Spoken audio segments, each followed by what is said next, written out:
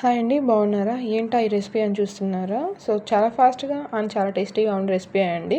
అదేంటో కాదు, carrot egg fry అనమాట. సో అందరూ డెఫినెట్‌గా ట్రై చేయాల్సిన రెసిపీ. చాలామంది తెలిసి ఉండొచ్చు, బట్ తెలియని వాళ్ళైతే చూసేయండి. సో ఫస్ట్ అయితే గ్యాస్ ఆన్ చేసుకొని దాంట్లో బాండి పెట్టేసి ఆయిల్ అయితే వేసేసాను. సో ఆయిల్ కొంచెం హీట్ అయిన తర్వాత దాంట్లో జీలకర్ర అండ్ పోపు దినుసులు యాడ్ చేసుకోవాలి. అండ్ కొంచెం సేపు అయిన తర్వాత కర్రీ లీవ్స్ అండ్ అలాగే కొంచెంగా దంచుకున్న జింజర్ గార్లిక్ వేసుకోవాలన్నమాట. సో ఇవన్నీ పచ్చివాసన పోయేంత వరకు ఫ్రై చేసి దీంట్లో ఆల్రెడీ నేను గ్రేట్ చేసి పెట్టుకున్న క్యారెట్ని యాడ్ చేస్తున్నాను. ఇవైతే 3 మీడియం సైజ్ క్యారెట్స్ అండి.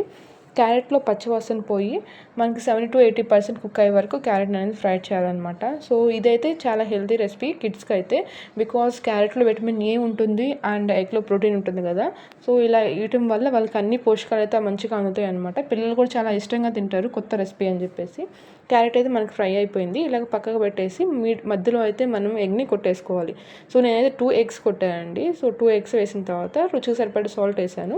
అండ్ మనం దీంట్లో మనకి స్పైసెస్ లెవెల్ తగ్గట్టు చిల్లీ పౌడర్ యాడ్ చేసుకోవాలి. సో నేనే చాలా లైట్గా వేసాను, బికాస్ మా అబ్బాయి స్పైస్ అయితే తినడు కాబట్టి. సో అన్నీ వేసిన తర్వాత మంచిగా మిక్స్ చేసి ఒక 5 మినిట్స్ కుక్ చేస్తే మనకి రెసిపీ అనేది రెడీ అవుతుంది. సో మీరు ఎవరైనా ట్రై చేయాలనుకుంటే డెఫినెట్గా ట్రై చేయండి. అండ్ ఎలా ఉందో చెప్పడం మటుకు మర్చిపోకండి. ఎలా చెప్తారు కమెంట్ చేసేయండి ఎలా ఉందో. So thanks for watching. Please like and subscribe for more video.